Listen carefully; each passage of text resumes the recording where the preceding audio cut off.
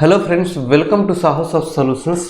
दोस्तों, जैसा कि सीरीज के पिछले वीडियो में हमने ये देखा कि एंगुलर में फॉर्म्स का क्या रोल है और कितने टाइप का फॉर्म्स होता है। अगर आपने नहीं देखा है इस सीरीज में इस वीडियो के जस्ट पिछले वाले वीडियो को, तो ज़रूर देखिए, क्योंकि ये वीडियो उससे रिलेटेड है। क्योंकि आज भी हम फॉर्म्स के बारे में ही देखेंगे, क्योंकि पिछले वीडियो में हमने ये बताया था कि फॉर्म्स टू टाइप का होता है, एक टेम्पलेट ड्रिवन फॉर्म और एक रिएक्टिव फॉर्म, जिसे हम मॉडल ड्रिवन फॉर्म बोलते हैं। तो आज का वीडियो जो बेस्ट है वो टेम्पलेट ड्रिवन फॉर्म पर बेस्ट है। इसमें हम बात करेंगे कि टेम्पलेट ड्रिवन फॉर्म्स क्या होता है, एंगुलर 17 में किस तरीके से इसको डेवलप करते हैं, इसका मॉड्यूल कैसे इंपोर्ट करते हैं, कहाँ करते हैं, इन सारी चीज़ों को हम इस वीडियो में देखने वाले हैं विद प्रैक्टिकल। ठीक है, तो हमने पिछले वीडियो में बताया था कि एंगुलर जो है दो तरह का फॉर्म्स सपोर्ट करता है, टेम्पलेट ड्रिवन फॉर्म और रिएक्टिव फॉर्म।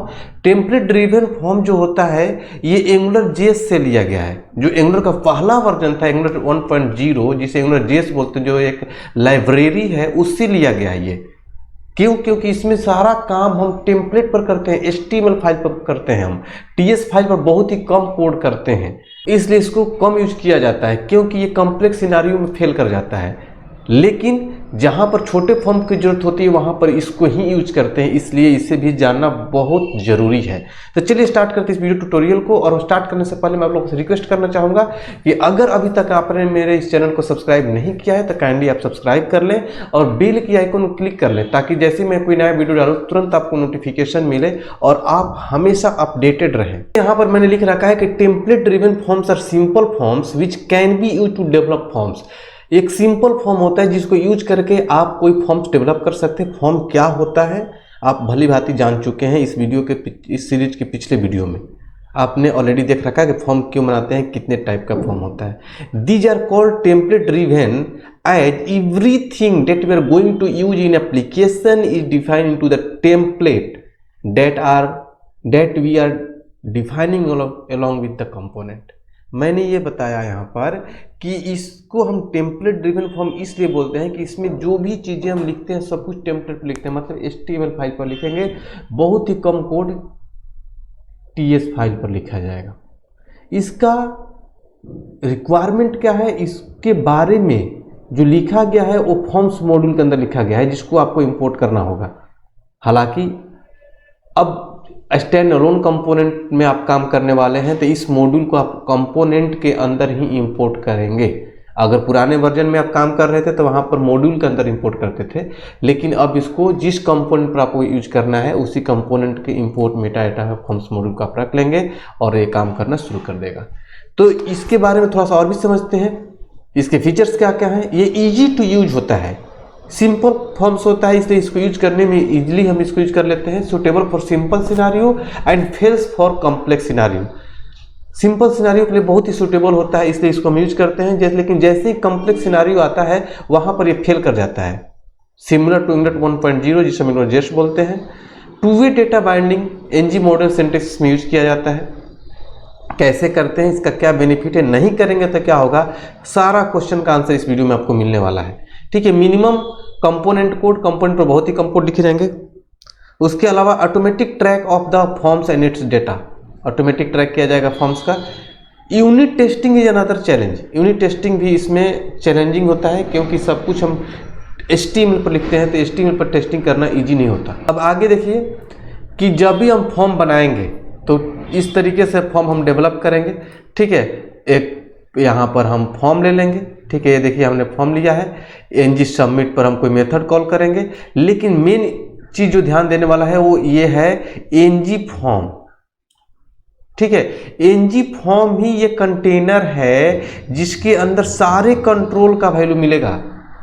किस किस कंट्रोल का वैल्यू मिलेगा, जिस कंट्रोल के अंदर NG मॉडल लगा होगा। ठीक है, जितने भी आप कंट्रोल लेंगे सारे कंट्रोल में NG मॉडल लगा हुआ होना चाहिए, तभी उसका वैल्यू और वैलिडिटी NG फॉर्म के अंदर मिलेगा। ये सब चीज़ मैं थोड़ा सा थ्योरेटिकली समझा रहा हूँ, इसको सब कुछ हम प्रैक्टिकल करके देखेंगे।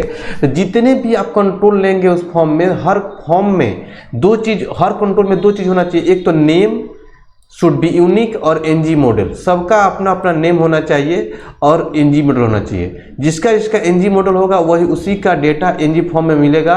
अगर एनजी मॉडल हटा दीजिएगा तो उसका डेटा नहीं मिलेगा। तो एनजी फॉर्म क्या हो गया, कलेक्शन ऑफ कंट्रोल्स हो गया, ठीक है। और इसके अंदर सारा डेटा मिल जाएगा और इसी को हमने एक टेम्पलेट ड्रिवन फॉर्म में डाल दिया। टेम्पलेट ड्रिवन फॉर्म में डालने के बाद इसी टेम्पलेट ड्रिवन फॉर्म में सारा डेटा आ गया और इसी को हम एनजी सबमिट पर जो मेथड कॉल करेंगे उसमें पास कर देंगे और यही वैल्यू आपको टीएस फाइल पर मिल जाएगा। बटन का काम यहाँ पर है जिसको हमने टाइप लिख रखा है सबमिट, ठीक है, जिसके चलते जैसे इस बटन पर क्लिक करेंगे तो एनजी सबमिट फायर हो जाएगा।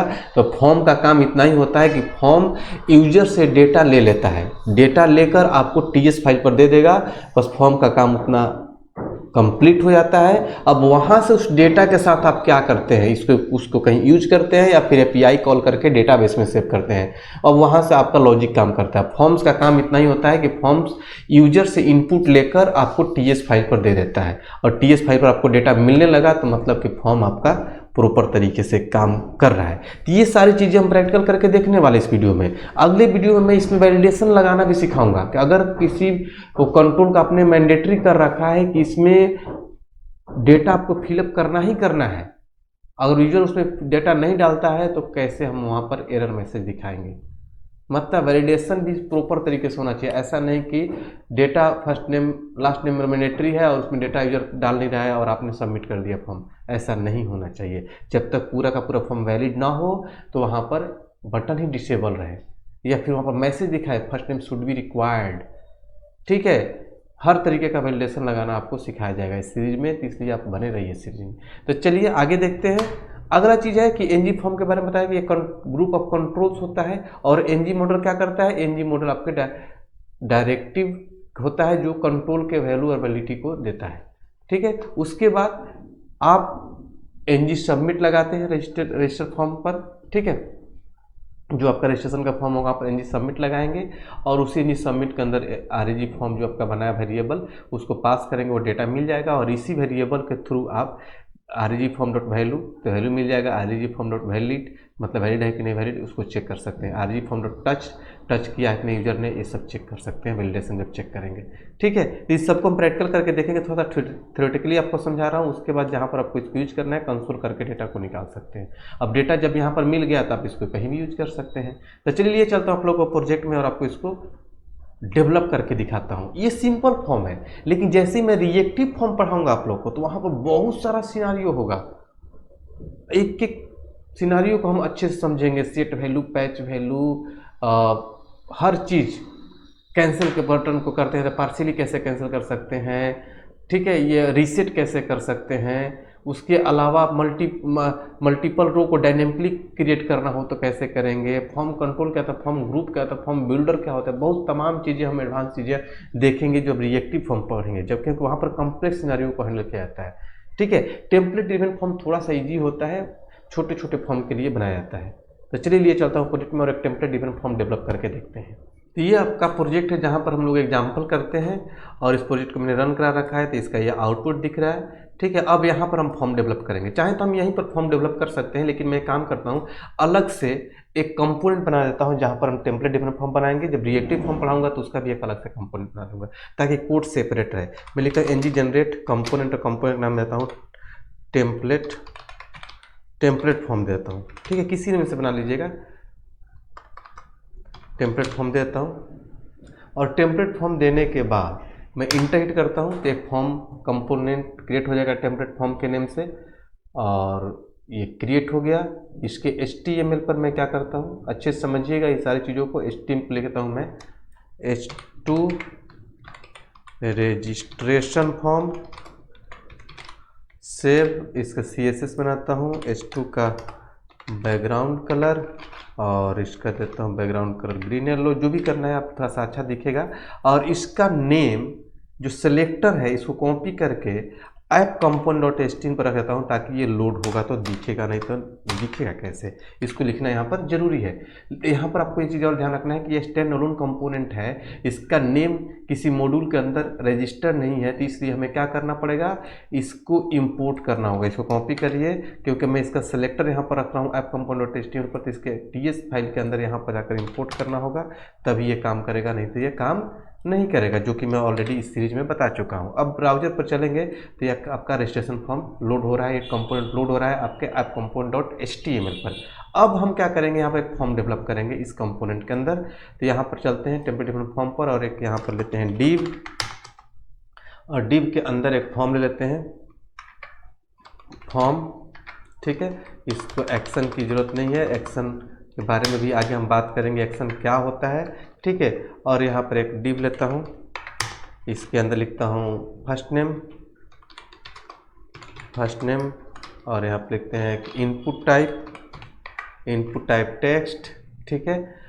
एक प्लेस होल्डर भी आप डाल सकते हैं। प्लेस होल्डर क्या होता है कि वाटर में, जैसे अभी यहाँ इतना देखेंगे तो एक इनपुट टाइप दिख रहा होगा, ठीक है। ब्राउजर पर चल के देखेंगे तो एक इनपुट टाइप दिख रहा है। आप चाहते हैं कि यहाँ पर इसमें भी कुछ वाटर मार्क लिखा हुआ है, ठीक है, इंटर योर फर्स्ट नेम, कुछ इस तरीके से, क्योंकि form should be user friendly. Form जो आप डेवलप करते हैं वहाँ पर डिजाइन स्किल्स की भी जरूरत होती है। फॉर्म्स क्या होता है, यूजर फ्रेंडली होना चाहिए। फॉर्म्स को देखकर यूजर को समझ में आना चाहिए कि हमें कहाँ पर क्या फिलअप करना है। ऐसा नहीं कि आप फॉर्म कॉम्प्लेक्स बना दिए और आपको समझाना पड़ रहा है यूजर को कि आप ऐसे से फिल करो, ठीक है। इसके लिए आप यहाँ पर क्या कर सकते हैं, लिखेंगे प्लेस होल्डर और लिखेंगे इंटर योर फर्स्ट नेम। यहाँ पे इंटर योर फर्स्ट नेम दे दिया, तो यहाँ पर देखिएगा, यहाँ पर एक वाटर मार्क आगे देखिए, और जैसे कुछ टाइप करेंगे हट जाएगा, ठीक है। उसी तरीके से हम एक और कंट्रोल ले लेते हैं, डिव को इसी को कॉपी करके, और मैं यहाँ पर क्या करता हूँ, paste first name, last name, और एक मैं ईमेल आईडी, 3 चीज़ें कर लेता हूँ। यहाँ पर मैं लिख दिया लास्ट नेम, यहाँ पर इंटर योर लास्ट नेम करता हूँ, ठीक है। और यहाँ पर मैं लेता हूँ ईमेल आईडी, और यहाँ पर मैं लेता हूँ ईमेल आईडी, ठीक है। सिर्फ तो अब आपका फॉर्म 3 कंट्रोल का बन गया, और यहाँ पर बटन वगैरह ले सकते हैं। उससे पहले मैंने आपको क्या बताया कि हर कंट्रोल का क्या होना चाहिए, एनजी मॉडल, और हर कंट्रोल का एक नेम प्रॉपर्टी होना चाहिए जो कि यूनिक होना चाहिए। तो मैंने यहाँ के नेम लिया, इक्वल टू नेम हटाएंगे तो क्या होगा उसके बारे में भी देखेंगे इसी वीडियो में। यहाँ पर लिख दिया मैंने नेम, इफ नेम, ठीक है, शुड बी यूनिक, ठीक है। मैंने यहाँ पर इसका भी नेम दिया इक्वल टू एल नेम, ठीक है। और यहाँ पर भी मैं एक लेता हूँ नेम, और इसमें डालता हूँ मैं क्या, ईमेल। और हर कंट्रोल का अपना एक एनजी मॉडल होना चाहिए, एनजी मॉडल, ठीक है। इसको कॉपी करके यहाँ पर डालिए, इसको भी यहाँ पर डालिए, सेव करिए, ठीक है। अब इन सारे जितने भी कंट्रोल के अंदर आपका एनजी मॉडल लगा हुआ, सबका डेटा एक एनजी फॉर्म होता है उसके अंदर मिलना शुरू हो जाएगा। लिखेंगे फॉर्म्स के अंदर एक टेम्पलेट रेफरेंस वेरिएबल लेंगे, हैश किसी भी नेम से आप फॉर्म वेरिएबल ले लेंगे, जैसे हमारे लिख दिया REG डेटा, ठीक है, इक्वल टू, और यहाँ पर लिख देंगे एनजी फॉर्म। यही एनजी फॉर्म जो है सारे कंट्रोल का डेटा देगा जिसके अंदर आपने एनजी मॉडल लगा रखा है, ठीक है। अब यहाँ पर हम लिखेंगे एनजी सबमिट, और इस पर कोई एक मेथड कॉल करेंगे रजिस्टर, और इसके अंदर आप डाल देंगे क्या, इस वेरिएबल का नेम, कॉपी, और यहाँ पर मैंने पेस्ट कर दिया, सेव। और यहाँ पर हम लिखेंगे डिव, और यहाँ पर हम लिख लेंगे एक बटन, इनपुट टाइप बटन, ठीक है। और इसका वैल्यू मैंने दे दिया वैल्यू रजिस्टर, ठीक है। तो एक बटन भी बन गया, ठीक है। अब देखिए यहाँ पर ब्राउजर पर एक बटन भी बन के आ रहा होगा। एनजी फॉर्म को हमने यहाँ पर इंपोर्ट करना पड़ेगा। देखिए अब देखिए, no directive found with export as NG form. अब देखिए, क्योंकि यहाँ पर हमने अभी फॉर्म्स मॉड्यूल को इंपोर्ट नहीं किया है, ये आपको इसके लिए सबसे पहला काम होता है फॉर्म्स मॉड्यूल को इंपोर्ट करना। तो इसके लिए जिस कंपोनेंट पर हम ये फॉर्म डेवलप कर रहे हैं उस कंपोनेंट के टीएस फाइल पर इंपोर्ट मेटा डेटा के अंदर फॉर्म्स मॉड्यूल को इंपोर्ट कर देंगे, फॉर्म्स मॉड्यूल। ठीक है, उसके बाद सेव करेंगे। इसके बाद ये जो हमारा रजिस्टर का मेथड फायर हो रहा है इस टाइप सबमिट पर, देखिए टाइप बटन नहीं होगा, टाइप सबमिट होगा। ठीक है, तो इसको हम क्या करेंगे, डिफाइन कर देंगे इसके टीएस फाइल पर। यहाँ पर हम इसको डिफाइन करेंगे। डिफाइन करने के बाद ये एक वैल्यू लेके आ रहा है, तो वैल्यू के लिए देखिए वहाँ से एक वैल्यू पास हो रहा है, तो उस वैल्यू के लिए हम यहाँ पर लिख देंगे क्या, REG डेटा। ठीक है, किस टाइप का है, तो NG फॉर्म टाइप का है। ठीक है, NG फॉर्म टाइप का है। सेव। अब चलते हैं ब्राउजर पर एक बार, तो ब्राउजर पर आएंगे तो एक बटन भी आ गया और सारे कंट्रोल्स भी आपके सामने आ चुके हैं। ठीक है, अब राइट क्लिक करके इंस्पेक्ट एलिमेंट करता हूं और कंसोल में देखता हूं कुछ भी नहीं आ रहा है। अब इसको मैं कंसोल करता हूं, देखिए अब जैसे ही बटन पर क्लिक करूंगा मैं, तो ये मेथड कॉल होगा और इसके अंदर जितने भी कंट्रोल है सबका वैल्यू इसके अंदर और वैल्यू इसमें आ जाएगा। और इसको मैंने यहाँ पर पास किया है, तो ये वैल्यू कहाँ पर आ गया, TS फाइल पर यहाँ पर। तो इसी को मैं कंसोल कर सकता हूँ, कंसोल डॉट लॉग, और इसके अंदर मैं लिख दूंगा क्या, REG डेटा डॉट वैल्यू।